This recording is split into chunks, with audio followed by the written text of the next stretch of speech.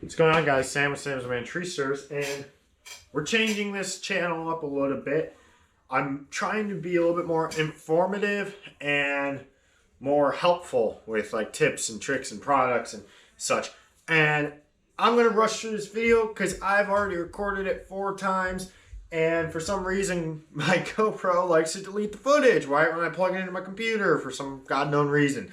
So that's why I'm in like not my Sam's Man hoodie and this super big hoodie I got from Walmart. So it was cheap and it's super comfortable. So whatever. So today I've realized this for a while. Tree guys like to talk and they like to give broad opinions or very distinctive opinions, and they overhype everything. And this is not hating on the industry. I'm trying to better the industry. So one of the things I fell victim to is the overhype. And I need a new set of climbing boots. I asked everybody about climbing boots. They all were like, this. And it ended up being all right, mediocre, basically. So I want to do a little video about climbing boots and what they are. And, you know, new climbers, old climbers, experienced climbers, people who are just broken and sore and tired. So basically, start from the bottom. This is a regular work boot. This is not a climbing boot. Won't work for climbing. What makes a climbing boot is you see this? So a climbing boot has a heel most of the time, or something to lock in the gaff or spike. These have either fiberglass, a hard plastic, or steel shank here, so your boot won't bend. Another good thing to have is steel toe or plastic toe, although you don't need them for climbing. General tree work, yes. They oftentimes have reinforced heels. This heel is blown out. Old boots have tall heels, like almost high heels. This is a short heel. It was a tall heel, but it's all worn down. New climbing boots look like Nike shoes almost. So when I asked, obviously these are my old climbing boots, and these are really blown out and worn out, and the stitching's all broken. And so these are my new ones.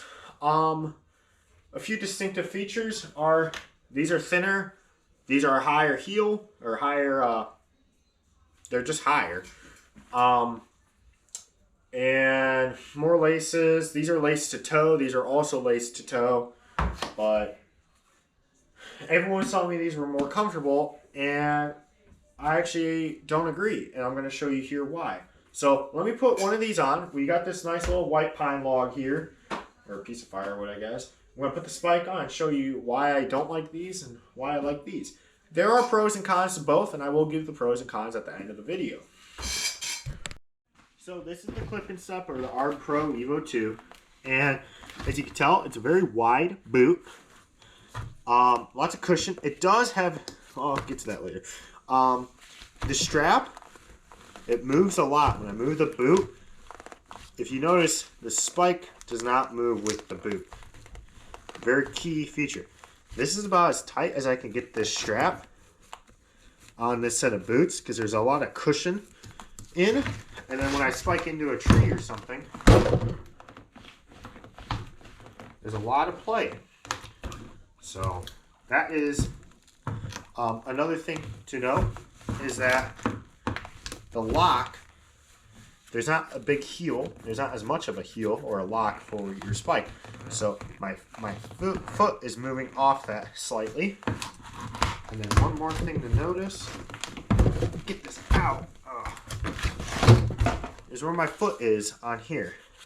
It looks like it's really close, but my actual foot, because of the padding, is not super close to the spike. So here's the Carolina, and as you can tell, it's a little bit more narrow. And when I move my foot, the spike moves. I can put my foot here, can't really move it. The spike is moving. It's really locked in really nicely. And then when I'm on my foot, I'm not feeling the gaff at all. So as I move my leg, my boot and the spike are moving pretty much at the same time. My foot is right. I could feel the gaff on my foot. And there's really no gap nor play. And when I spike in, so with free movement, that's about all I have right there. Or else the whole spike starts moving, which is a good thing. It locks it into one. So your feet, like this is a lot more comfortable than the other boot. Yeah. So the consensus is, and the ending is, the Carolina for me, and for what I do mainly, it's a much better boot. It's lighter, it's more close, it's more stable. And the one downside to the Carolina, the one downside only I can really find, well, I guess there's two technically, is it's not as comfortable on the shank. I will give it to the Evos, is when you are sitting on your spikes, waiting for a rope, waiting for the crane ball to come back, waiting for ground guys, waiting for someone to move or whatever, it does hurt my, whatever part of your foot is right there.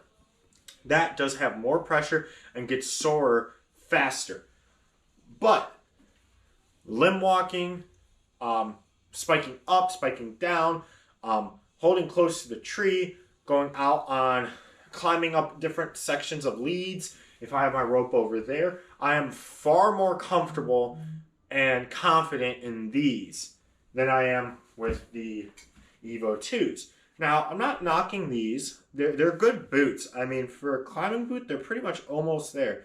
The things I do not like at all is they're bigger. They are a wider, more plush boot.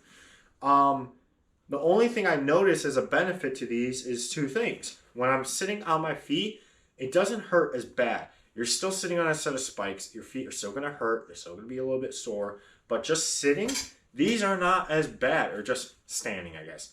Standing on your spikes, waiting for the crane ball, waiting for the guys, waiting for the ropes, whatever it is, it doesn't hurt as bad. They're a little bit more cushiony. Now, these are also 2.5 years old. These are also 6 months old or something like that. Maybe these will break in and hurt more. Who knows? The other benefit is SRT. Is they have this little clip. You just throw a carabiner on your foot center and there you go. You go up. A little bit nicer. The things I'd like to see these improve with is this footprint more narrow. And these are just a standard size. So the footprint a little bit more narrow. I'd like to see this longer. So I can have that spike lock in a little bit better. And then the lace and the tongue and the side, it's just too much.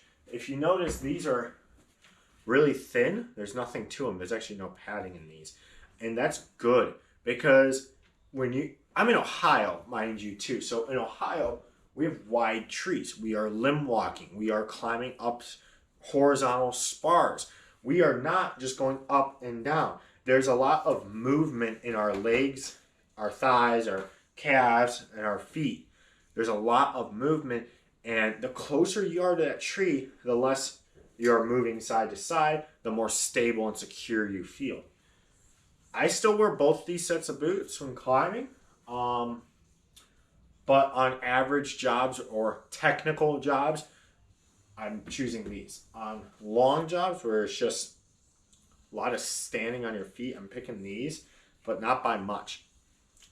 So there's the hype. I kind of feel like I debunked it. They're boots. They do make a taller set. I don't know about this brand, but they do make a taller set. I feel like that's going to fix a lot of the issues that I have. Because of the taller, you'll be a little bit more stable. You'll be a little bit more up there. And it's just physically, this hooks into your pad versus this does not. When you have this on, you're just right under the pad. So you do move separately versus this. When you move, the spike moves. The gaff moves. Whatever you want to call it. So that's my video, guys. I hope you kind of appreciate my take on both sides. And I hope you guys see that as like a benefit. So both sides of the argument. I think that's what we're going to kind of call this thing going on now, is both sides of the argument. Or the sides of the argument. Something like that. Thank you guys for watching. Appreciate it.